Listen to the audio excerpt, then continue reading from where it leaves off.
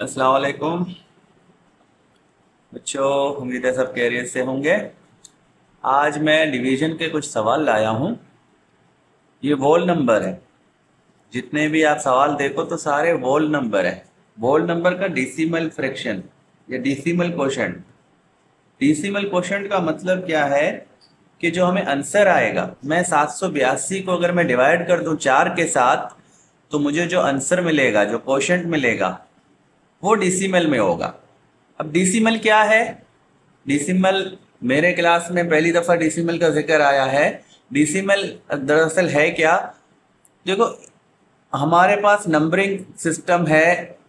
हम जो काउंट करते हैं 0 1 2 3 4 5 6, इसी तरह नंबर्स ही नंबर्स होंगे। अब ये तो एक वोल नंबर है, जिस तरह यहाँ मेंशन हो रहा है वोल नंबर है। ये तो वोल नंबर है। वोल नंबर का मतलब कंप्लीट, मुकम्मल नंबर है। लेकिन बच्चों, आपने भी सुना होगा कि कभी कभी आप जाते हो, आपको घर वाले कहते हैं 1.5 किलो चावल लाना, या कुछ और के लिए 2.5 किलो का बोलेंगे। या आप जाते हो अभी, जैसे कि बोतल, स्प्राइट बोतल लेने जाओगे, तो आपको घर वाले बोलेंगे 2.25 लीटर वाला लाओ। तो ये क्या है? 2 तो हमने सुना, 3 तो हमने सुना, लेकिन 2.25, 2.25 आपकी भी समझ में आ रहा होगा। 2.25 क्या है कि 2 और 3 के बीच में,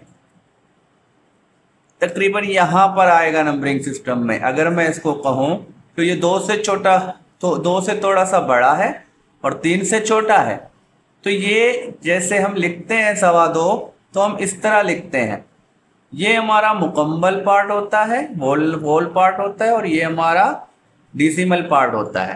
तो ये जो है 2 पॉइंट, इसको हम पॉइंट कहते हैं, और ये 2.5 पढ़ते हैं। इसको पॉइंट के बाद हम क्या पढ़ते हैं? 2.5।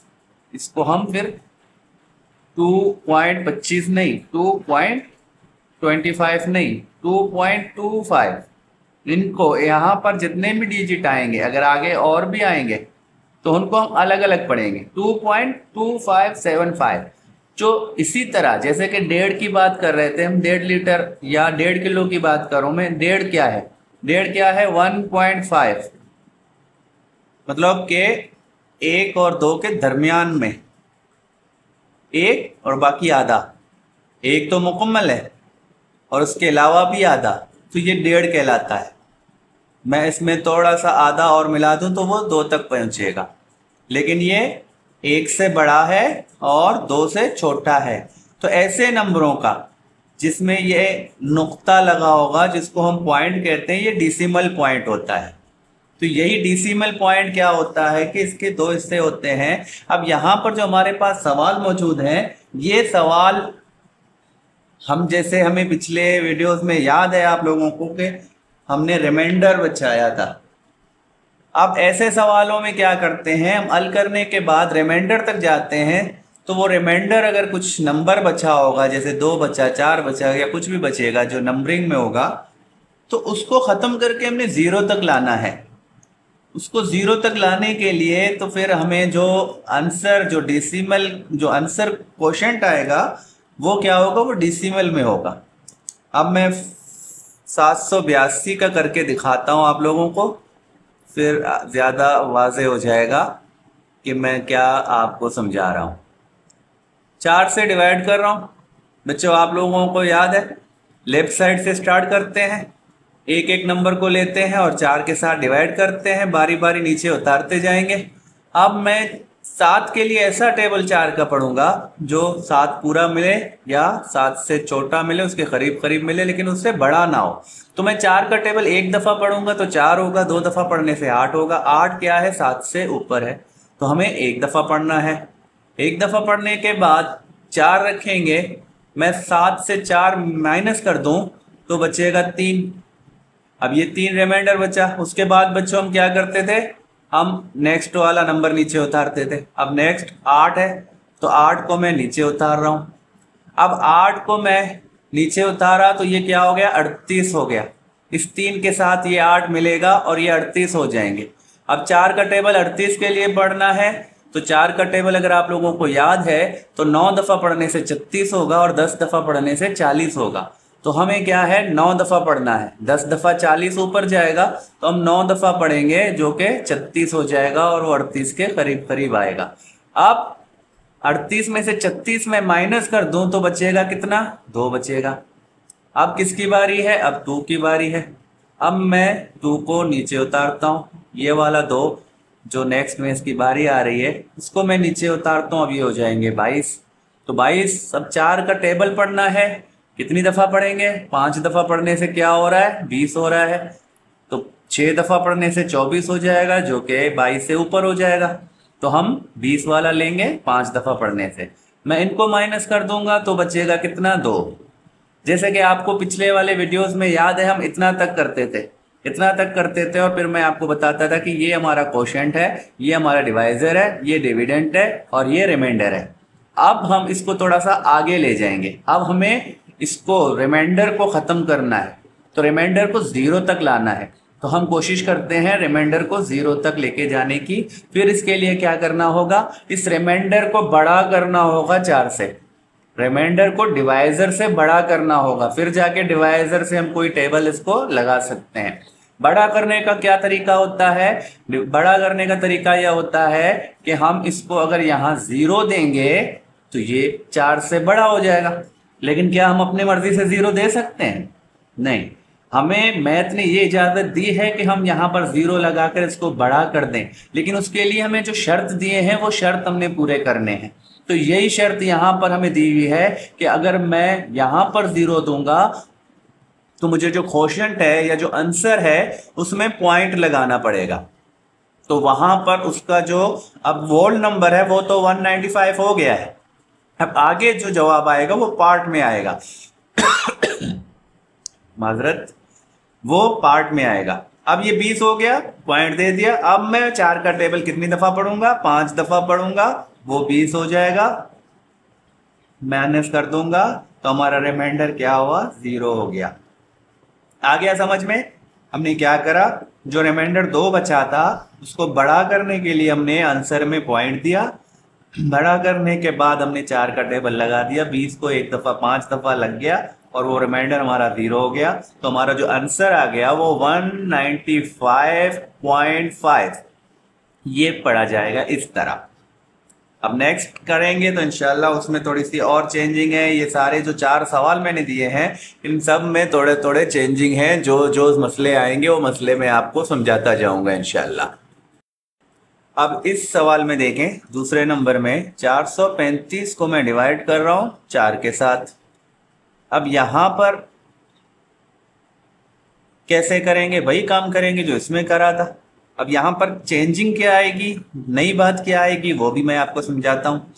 यहां पर 4 है, 4 का टेबल 1 दफा पढ़ेंगे, माइनस कर देंगे तो क्या आ जाएगा, 0 रिमाइंडर आ जाएगा।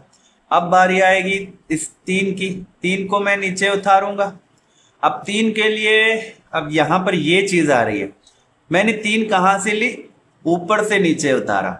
यहां देखो 38 में से 36 बचा, 2 क्या था, रिमाइंडर था। और नेक्स्ट में मैंने 2 को नीचे उतारा तो ये 22 हो गए। अब यहां पर क्या था कि हमारा रिमाइंडर 0 है। अब मैं 3 को साइड से नीचे लेके आया हूं, जो नेक्स्ट बारी 3 की थी उसको मैंने नीचे उतारा है, लेकिन ये 0 के साथ मिलकर भी कुछ बड़ा नहीं बना रहा, वो 3 बना रहा है जो कि हमारे डिवाइजर से छोटा है, जो कि हमारे डिवाइजर से छोटा है। तो हम क्या करेंगे, अब हम 1 दफा भी 4 का टेबल पढ़ेंगे वो 3 से ऊपर हो जाएगा। तो अब क्या करेंगे, मैंने आपको ये चीज भी समझाई है कि मैं अगर 0 को 4 से मल्टीप्लाई करूंगा तो क्या जवाब आएगा, 0 आएगा। तो यही फार्मूला यहां पर भी लग रहा है। तो यहां पर हम क्या करते हैं, हम अब 0 टाइम 4 का टेबल पढ़ेंगे, 0 आएगा। 1 टाइम 4 का टेबल पढ़ने से क्या हो रहा है, 4 आ रहा है। तो हम 0 टाइम पढ़ेंगे। 0 टाइम पढ़ने का मतलब यहां पर 0 दिया हमने, क्योंकि हमने 0 टाइम पढ़ा, तो हमारा आंसर भी क्या आएगा, 0 आएगा। तो मैं 3 से 0 को माइनस कर दूं, क्या आ जाएगा, वही 3 आ जाएगा। फिर मैं नेक्स्ट में 5 को उतारता हूं। अब ये चीज जो मैंने यहाँ पर आपको नया कराया है, ये पिछले क्लासों में भी मैंने आपको कराया है, लेकिन पिछले क्लासों में मैंने कुछ अलग तरीके से कराया है। पिछले क्लास में मैंने क्या करा था, मैंने ये वाला स्टेप भी नहीं करा। मैंने आप लोगों को यही समझाया कि 3 4 से छोटा है, जो कि ऊपर से आया है, तो वो 4 से छोटा हुआ तो हम नेक्स्ट नंबर उतारेंगे।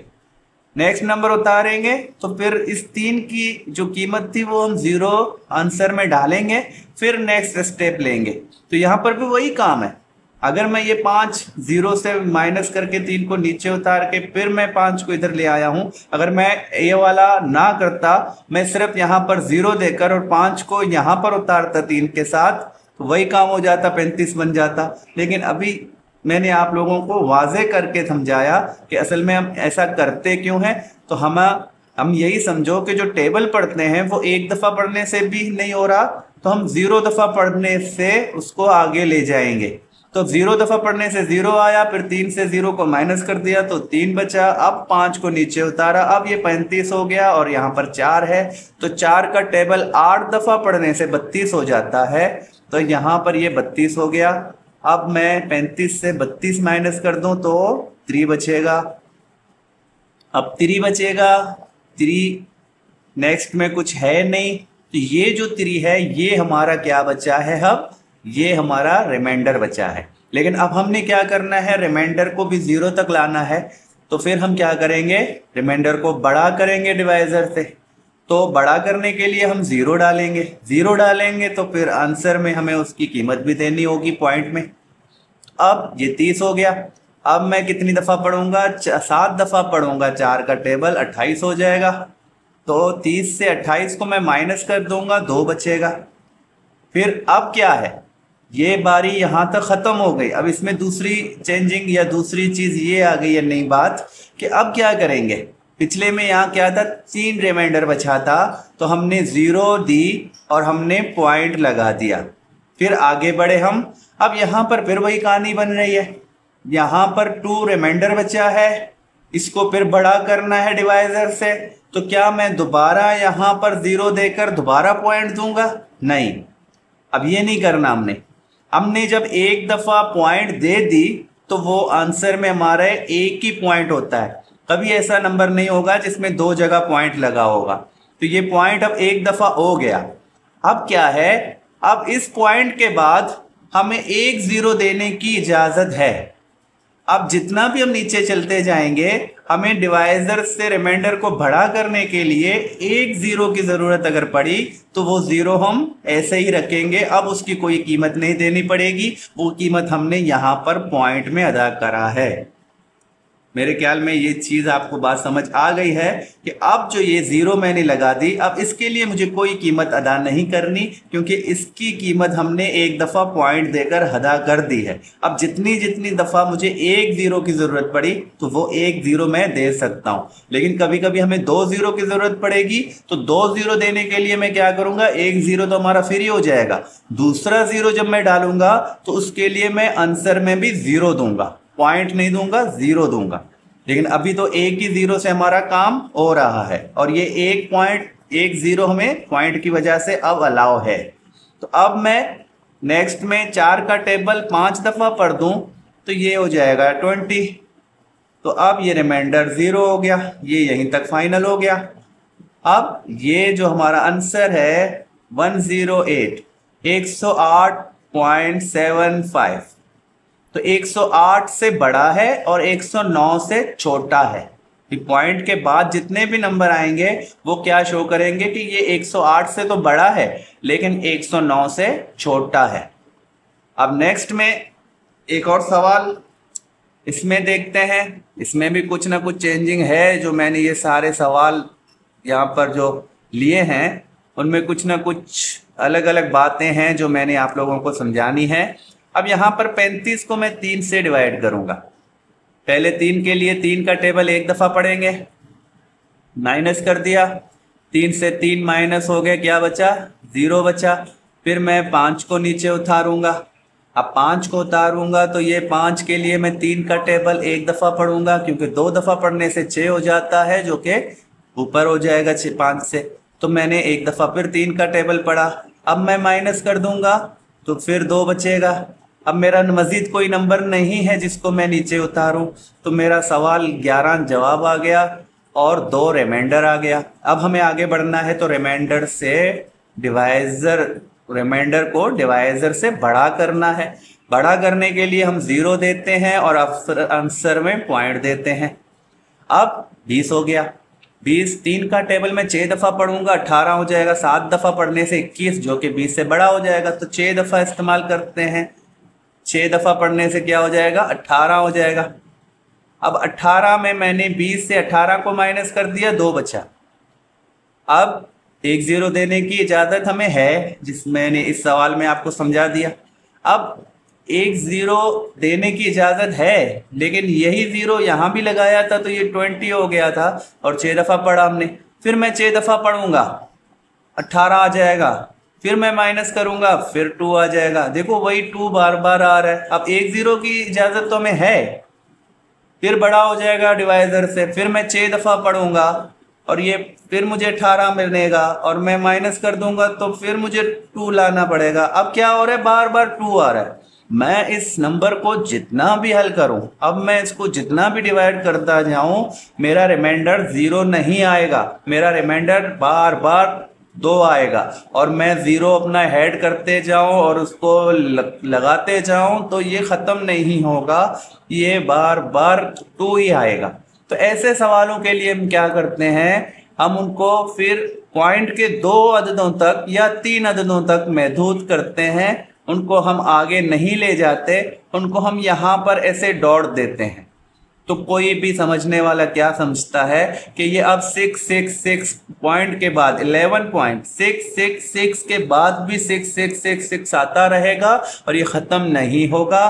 तो ये इसी तरह चलता रहेगा। तो हम उसको अब इतना तो लंबा खींचेंगे भी तो कोई फ़ायदा नहीं होगा, और जितने 6666 की वैल्यू होगी वो उसका कोई ख़ास वो नहीं होगा। हम पॉइंट के बाद 2 या 3 जो नंबर्स होंगे उनकी वैल्यू जितनी बनती है, और हम ज़्यादातर यही इस्तेमाल करते हैं कि पॉइंट के बाद हम 2 अदद तक या 3 अदद तक उसका आंसर निकालते हैं। अगर वो लंबा हो जाता है तो फिर हम उसको ये डॉट डॉट की शक्ल में छोड़ देते हैं। अब नेक्स्ट सवाल है हमारा, इसमें क्या है? इसमें देखो क्या आएगा। 609 को मैं डिवाइड कर रहा हूँ 10 से। मैं 6 को लेता हूँ जो कि डिवाइज़र से छोटा है, तो डिवाइज़र वैसे 2 डिजिट वाला है, तो मैं आंसर से भी 2 डिजिट लूँगा। तो ये 2 डिजिट लूँगा तो ये 60 हो जाएगा। अब ये 10 से बड़ा हो जाएगा, तो मैं कितनी दफ़ा पढ़ूँगा? मैं 6 दफ़ा पढ़ूँगा, 60 मिल जाएगा मुझे। मैं माइनस करूँगा 60 को 60 से तो 0 बचेगा। अब मैं इस 9 को नीचे उतारूँगा। 9 ये भी ऊपर से नीचे उतारा हमने। अब नीचे जो उतारा वो 10 से छोटा हो गया। अब यहाँ पर ये सवाल था कि छोटा हो गया तो हम नेक्स्ट उतारते थे। अब यहाँ पर क्या करूँगा? नेक्स्ट में कुछ नहीं है, 9 ऊपर से आया, डिवाइज़र से छोटा। अब मैं जो सवाल थे हम क्या करते थे? 0 लगाकर नेक्स्ट वाला उतारते थे। अब यहाँ पर नेक्स्ट में कुछ नहीं है और 9 है, और हमें 0 करने के लिए कोशिश करनी है कि हो सकता है तो कर ले। अब मैं क्या करूँगा? अब जो ये ऊपर से नीचे आया, ये फ़िलहाल तो हमारा ऊपर वाला जो डिविडेंड से था उसका हिस्सा था। अब उसकी कीमत हमें अदा करनी है। हमने 0 दफ़ा 10 का टेबल पढ़ के उसको 0 करके उसको अब रिमाइंडर बनाना है अपना। अब मैंने क्या करा कि ऊपर से जो आया था उसके लिए मैंने टेबल लगा दिया 0 का, क्योंकि एक दफ़ा लगाने से वो 10 बड़ा हो रहा है, तो मैंने छोटा लगाना था, तो मैंने 0 लगा के उसको छोटा कर दिया, 0 कर लगा दिया। अब 9 से माइनस कर दिया ये 9। अब ये 9 क्या हो गया? अब ये रह गया हमारा रिमाइंडर। अब ये हमारा सही वाला रिमाइंडर आ गया। उसकी कीमत हमने अदा कर दी जो इस 9 को मैंने ऊपर से लिया था। इसकी कीमत हमने 0 टाइम 10 से मल्टीप्लाई करके अदा कर दी। अब ये 9 जो है ये हमारा क्या है? ये हमारा रिमाइंडर है। अब मैं इसको आगे बढ़ाने के लिए रिमाइंडर को डिवाइजर से बड़ा करने के लिए 0 बढ़ाऊंगा। तो 0 बढ़ाऊंगा तो मुझे आंसर में पॉइंट देना पड़ेगा। तो अब 90 और 10 का टेबल मैं 9 दफ़ा पढ़ूंगा तो 90 हो जाएगा। मैं माइनस कर दूंगा, 0 0 हो जाएगा। तो ये हमारा रिमाइंडर 0 और हमारा 60.9 आंसर आ गया। यहाँ पर क्या फ़र्क था, यहाँ पर देखो बच्चों, ये वाला 9 यहाँ उतारने के बावजूद छोटा हुआ और आगे कोई नंबर नहीं था जिसको मैं दोबारा 0 देकर आगे बढ़ा था। तो यहाँ मैंने 0 से इसको डिवाइड कर दिया तो फिर 9 बचा, क्योंकि 9 डिवाइड 0 आ गया, 9 से 0 को माइनस कर दिया, 9 आ गया। अब ये रिमाइंडर हुआ तो अब हमने आगे बात बढ़ाई तो मैंने पॉइंट दिया, फिर 0 दे के इससे बड़ा करके मैंने पॉइंट दिया, फिर मैंने 9 दफ़ा टेबल लगा के इसको 0 कर दिया अपना रिमाइंडर।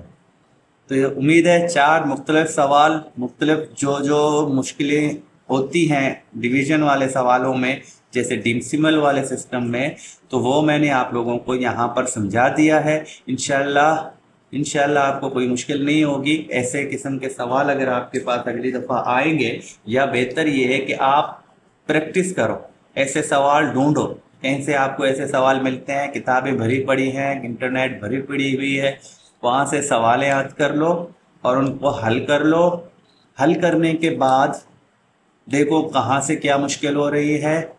तो उम्मीद है इंशाल्लाह अगर कहीं पर किसी को कोई मुश्किल हो रही होगी तो उसका आप मुझे कमेंट में स्क्रीनशॉट या अपना जो मुश्किल चीज़ है वो बयान करके बता दो, तो मैं कोशिश करूँगा आपको समझाने की इंशाल्लाह। ठीक है बच्चों, नेक्स्ट क्लास के लिए या नेक्स्ट वीडियो के लिए खुदा हाफिज़।